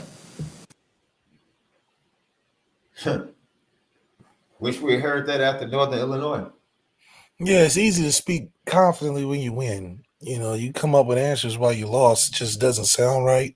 But I think what he says is true for what, you know, he was able to put out on the field. It just worked this time. So I think, you know, the consistency from him needs to be win, lose, or draw. You got to come up there with the proper responses. So, you know, I'm excited to see a captain feel good about his performance and looking forward to continue to stack those and be in good position to be healthy for the playoffs. I mean, at this point, a senior, him and Riley Mills, just get to the playoffs. You know, this your last year really doing it. It would be great if you guys can be healthy and get there and lead the team along the way. And I think that's, you know, part of leadership. He's learning that. He's going through the weeks. So he has to do a little bit more. He has to, certain aspects of being a captain and a leader has changed for him week to week. And he seems to be handling it better than he did in IU, which is all you can ask for is a progression. And hopefully it translates to more wins and more sacks coming down the stretch. John Massey with another GTB question. Malik, what's the biggest difference you see in high school players right now versus when you played? A lot. They have more resources and more things that they're available to than when we were around. It was really pretty much straightforward. You know, you go to a school and you stay with a school, and then going early was a big thing. Like I was one of the first classes to even do that. We only had 5 that was available. Now anybody can go early. So I just think the now you can practice during the bowl prep. Yeah, That's I think crazy. just the overall landscape of how college football has been more favorable to the players is changed the outlook on players going into college. I think they're more conscious and focused on different things than we were. I mean, nowadays you're trying to guarantee a starting spot going into school or guarantee playing time going to school, as opposed to when we were going, is about learning and getting your opportunity and developing. And, you know, hopefully at the other side of that, you get a chance to play. But now you can leave and go and come and stay as you please. And, you know, so the parameters are a lot more loosened than they have been when I was going in. So just that overall has made the player makeup different, their outlook different. I mean, hell, they got NIL that's swaying decisions. Before it was just briefcases and handshakes, and you were lucky to even get those. You know, it had to be, it was only a certain amount of players that even got those opportunities. Now it feels like everybody is getting those. And you just see the impact of what social media and these social media stars have done for players. 7-on-7 wasn't a big thing, where guys are getting literal offers from it. And, you know, the stars didn't have as much of an effect on kids how it does now and how they go about their own recruitment process. So, you know, I think even it changed the parents. I think that's probably the biggest change is the people around the recruits, that it's changed because it's become so much more open that it's affected the players. Remember, we talked to on the Players Only Lounge how guys recruited back then, if their grandma said go, they're going to go. Mm-hmm. I don't know how much grandma weighs in It to was any. simple as that. It was really simple as that. Yeah. So I don't know if any grandma is having too much effect on some of these decisions being made going to school now. So that's just a huge just mind shift, paradigm shift, and how these kids go about picking schools. So I do think it's crazy because the retention factor has changed a ton. Coaching has changed a ton. Hell, you can't bullshit now. You can bullshit back when I was in school and do your little tricks of the trade and pull your little games over on recruits and players. You can't do that much. It's too transparent nowadays, and it's weeded some of the coaches out that were great staples in college football. Weeded Nick Saban out. Now him and Bill Belichick are like TV personalities now. So I think that the game has evolved into being more open, and that's made players a lot different. Even players are sitting out after 4 games. That wasn't a thing. Players not really doing the bowl games. That was one or two players decided that, and that was a huge news story. Now that's just common. I do think that, does it make it better for college football? I don't know. I think college football is way more even than it's ever been.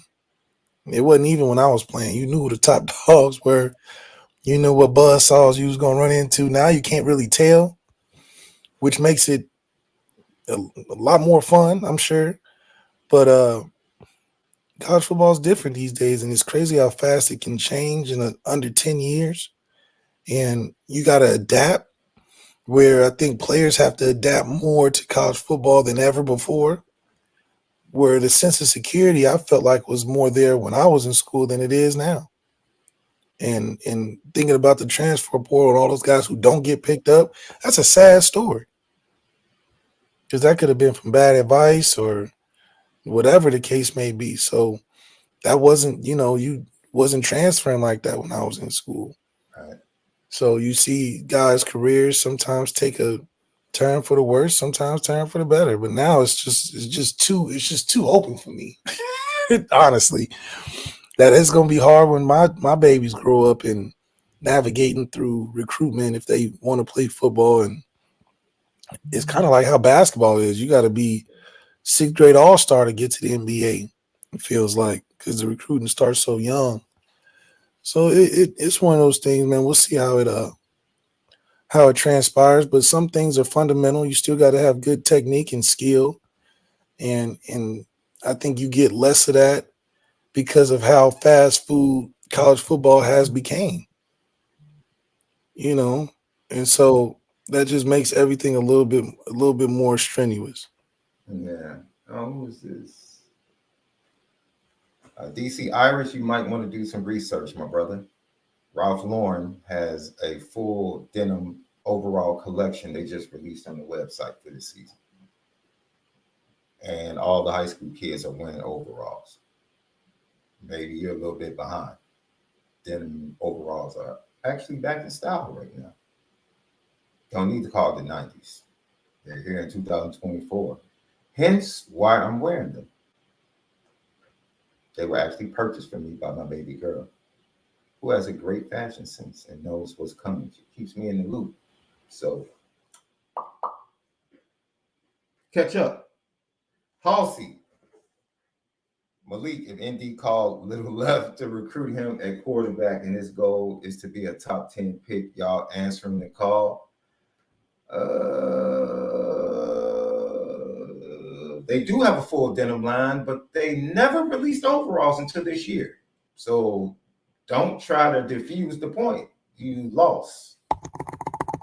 Overalls back. That's the point. Yes. You taking the call, Left? If Marcus Freeman is there, maybe, yeah. No, I knew you were playing. I'm just being facetious, man. No, go ahead, Left. It's just so interesting, man. There's so many different opportunities. Yeah, I would love if they go to Notre Dame and have successful careers, but Notre Dame got to act right now, See, what Left does not want to tell you all. He's being politically correct. so he doesn't mess up his political connects. Look, I'm Right telling now. you, I think that it's a good opportunity. I think that if you can get what Left is telling you is that he knows that by that time that new building would be up. And some other monies will be invested in the program. If so you what can Left get is into not Notre telling Dame, you, what Left is not saying is, and I'll say it for him, is y'all gonna come off of that pie. they got to. Y'all gonna come up off that loop. They got Okay? to. Hey, man, this is home. This is family. If you're gonna give money to anybody, you give it to family. Man, listen. This is not a stranger you talking to. This is family. What's up? I just find it so hard, man, for Notre Dame to continue to be the way they are with how fast things are changing. You know why, Left. You know why. You just had a full conversation with. Come on, man. It's just no way. It's just no way that can. It's like y'all gonna price yourself out. Especially they talk about the super conference where they go AFC, NFC, so to speak. I think that's, you got to force Notre Dame's hand because they just gonna Notre Dame their way through everything. It feels like. Yeah, that's actually funny, man. That's actually funny. I think, oh man, I need them to match. Just match the energy of the fan base, bro. Because then it becomes, what is your expectation of these coaches? What is your expectation of Marcus Freeman when you know you're handcuffing from a 10, 15% of his job that he can do at a place where you can do a lot? You just got to get permission or something. I don't know. I think it's a tough position to put yourself in when you're making up rules for yourself. You policing yourself. So it's hard to, just good stewardship is just very strong at Notre Dame.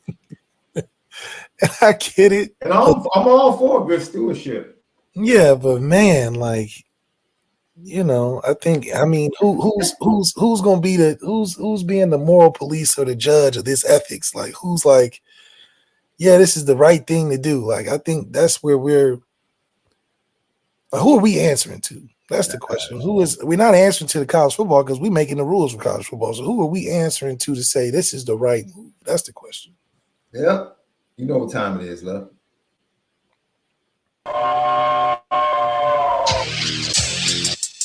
Petticoat.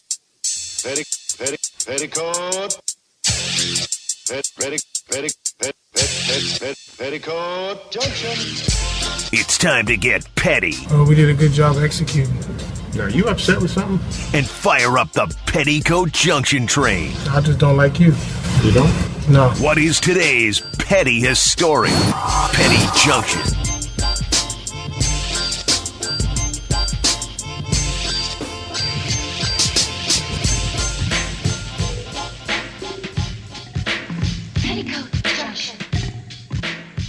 Petty Junction, brought to you by ONORA Whiskey at ONORAWhiskey.com, that premium American whiskey at ONORAWhiskey.com.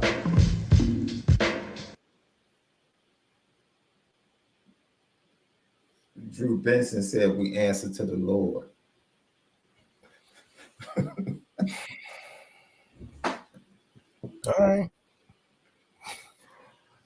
Oh, man. Lord Jesus. I'm not touching that, dog. No. I'm not touching that. Hey, man, Jerry Jones, my brother. For you to go on your weekly radio show in Dallas after being flat out embarrassed once again at home. At home. Once again, the season is over. No, it's okay. Right. Calm down. Michael Parsons is not coming back.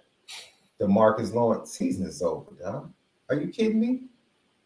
Left. What are they doing? When I say the season is over, Left, this is my opinion. My opinion on it. In week 6? Jerry, if I were you, I would have held fast. Because see, now You got to pay Micah. You already paid Dak. You already paid CD. Who else you gonna pay? Where are the other players coming from?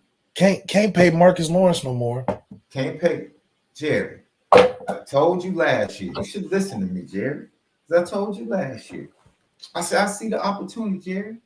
Don't pay Dak. Don't pay him. Let your team be terrible. And just go ahead and get Shador. I told you what to do. I told you.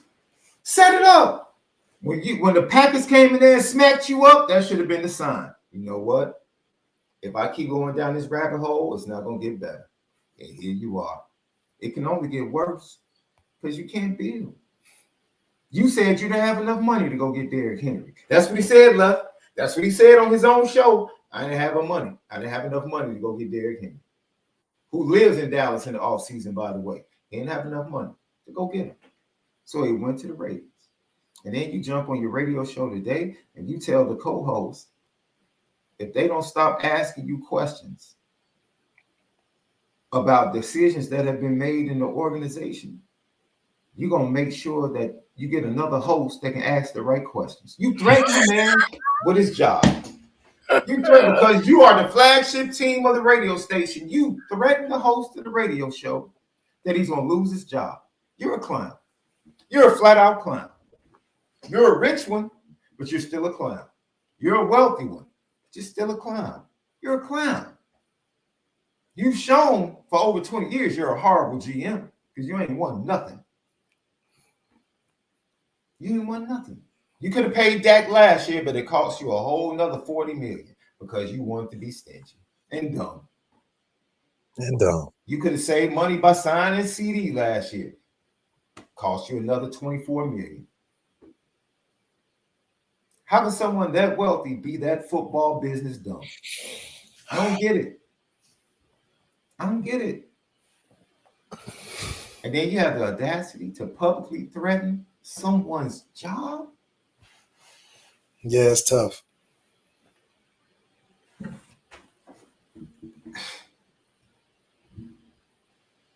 I can see if he asked you a question about your mistress. I can see if he asked you a question about old girl you had the picture with when you were drunk and inebriated. He asked you a football question about personnel decisions that you clearly want the world to know that you make. You say it all the time. Nothing gets done without my approval. I am the guy. That's why I got rid of Jimmy Johnson. I don't want it to be any mix-ups about who the guy is, who's responsible for what happens in this organization. And now because you're being questioned about your moves, you don't like it? So yes, the season is over because you're not winning a Super Bowl this year. You might not even make the playoffs this year. Yes, season is over. It's over. If I were Micah Parsons, I would have a hamstring injury just about every week. Hey, man, I'm not feeling too good. My hamstrings are not too good. Can't do it. Can't do it, Left. I had to put him on a petty train. The AP poll, there's no way Notre Dame should be where they are in the AP poll right now. No way. They don't want to give it to us, man. No way. Shout out to Notre Dame's schedule, though. 3 top 25 teams still on the schedule. Yeah, all winnable. Yes, resume builders. Thank you. Builders, yeah. Thank you. So we'll smack the Yellow Jackets, smack the academies, and then go smack USC. USC might not be under 500 by the time it gets to them. How they lose by coming down from 14? No, they were up 14 on Penn State. I'm saying, how do they let and Colin Cowherd. Stop doing live videos in the middle of games. Stop that. Your record for those are not good. Not good. Not good. Not good. Stop. I'm gonna get some G-Wagon keys though to James Franklin. I'm gonna give him credit. That's a big win for you, James Franklin. Is it? On the road, yes. Down 14, yes. Down 14, yeah. James Franklin doesn't win games like that. No. But your squad came out and took care of business. Drew Aller is still suspect though. Super. Still very suspect. Y'all got that tight end though. That's nice. Tight end, he's a beast. He's a beast. He's a beast. Beast. He's a beast. I'm a fan of the tight end. Yeah, he's real nice. G-Wagon keys to him as well. Definitely G-Wagon keys to him. Mr. Giddens for Kansas State, the running back. You nice, bro. Hey. You nice. He definitely put himself on in that game. You made Shiloh touch the ground a couple times. Yeah, you're nice. I'll give you some G-Wagon keys for that. Shiloh, I know you just came back from injury, brother. No, that's on Dion.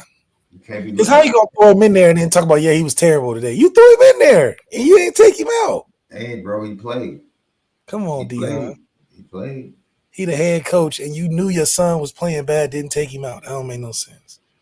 Hey, and then you say that would hurt his feelings if he took him out. He probably should have taken him out, but he probably wouldn't do that to his son. But then don't go up there and be like, yeah, you suck today. Dang. Yeah. Yeah, even though we got the victory, Brett Bielema, that performance against Purdue, petty training. Going to overtime with that team should never happen. Absolutely ridiculous.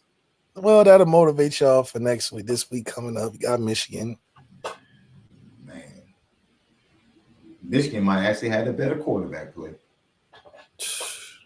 And that's saying something. And that's saying something. They have benched both quarterbacks throughout the year. How you bench two guys in 6 games? Good grief. So somebody in the chat asked me about someone asked me about Port Authority, the J. Cole joint. I love the sample. Sample's classic. My brother. Yeah. You come on, man. Let me tell you. I don't know what's worse. Drake's whining on stage, talking about he ain't got no friends. Me, myself, and I, or this Port Authority. Both of these are Port Authority. They're both pitiful. Drake's is on brand. J. Cole's is like, dude, you just like you got out the battle. Okay. Cool. Okay. Yeah. Okay. You're not a competitor in this rap space. Dude, it's like 2 years of you shooting shots on wax. The whole time. They played the whole thing on Twitter. He was taking shots constantly. Oh, I'm the best. I got clips for these boys. Da, da, da, da. Now you talking about you got blood from both your friends on you. Man, shut up. J. Cole, you make it hard to listen to your music now. I can't even take you seriously anymore. I can't take you serious. What are you talking about? I can't take you seriously, my brother. He's embarrassing. Can't take you seriously, man. So I'm gonna have to put you on the petty train. That Port Authority, man. As far as he can rap. A lot of chatting. Yeah. Come on, brother. Ain't nobody putting no blood on you, dog. You took yourself out. Nobody made you kiss on stage with Drake. Nobody made you do that. Like, where's the accountability? Nobody made you make the decisions you made. You explained it months later. That's all right. I feel like Doc got some bars for you now. Oh, yeah. You think it's over? Because you bowed out? Doc got some bars for you now. Since you want to come back with this little crap, okay. Like, you just won't let the moment die. Now you got both of them aiming at you. Yeah, because it's like, dude, And now you're a goofy. Now you're goofy. Now you're goofy. Lucky Lefty podcast. And not look, I'm just saying, dude. Hey, a certain candidate did 50 minutes of music at a rally. Hey man, that's corny, bro. That's mad corny. And if it was the other candidate, I would have said that a candidate was corny as well. That's mad corny, bro. Mad corny. 50 minutes? 54 minutes of nothing but music. That's corny, bro. I ain't sitting up here saying who to vote for. I'm just saying that was absolutely corny, bro. There's nothing presidential about that, bro. Wow. Nothing. Absolutely nothing. I was shocked. I'd have been that dude on stage that left. Oh, absolutely. I didn't come here for that. I can go to the club for that. Sometimes you gotta let sports bar for that. Rock. Let it rock. Say it again. Let what rock?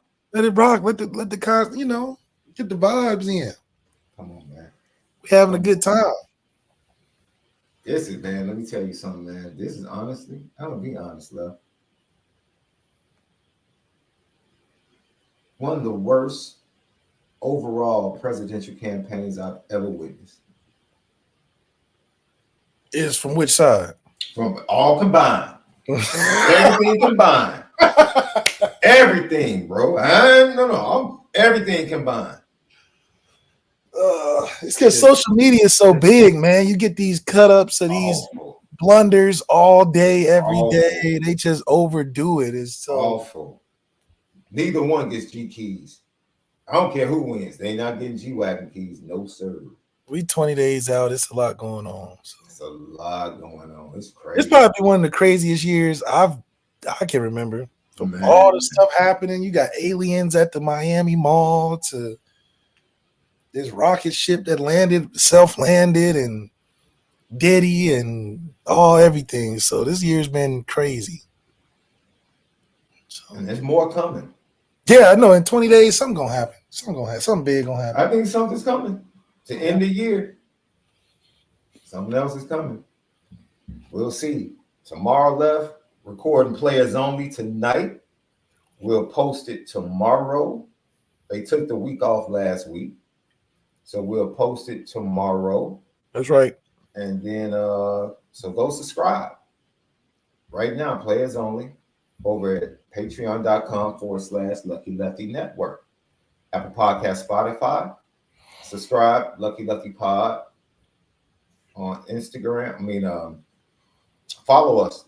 TikTok, Twitter, X, Instagram, Lucky Lefty Pod, and subscribe to Lucky Lefty Network over at YouTube. Leave your questions, comments, we respond to all. So, is that true? The Menendez boys are getting out? Maybe that's the next crazy thing that's going to happen. That's the ones that set up Pablo Escobar or something like that? No, they killed their parents, bro. Oh, I didn't watch the documentary. Yeah, the documentary was wild. It was wild. I had to cut it off.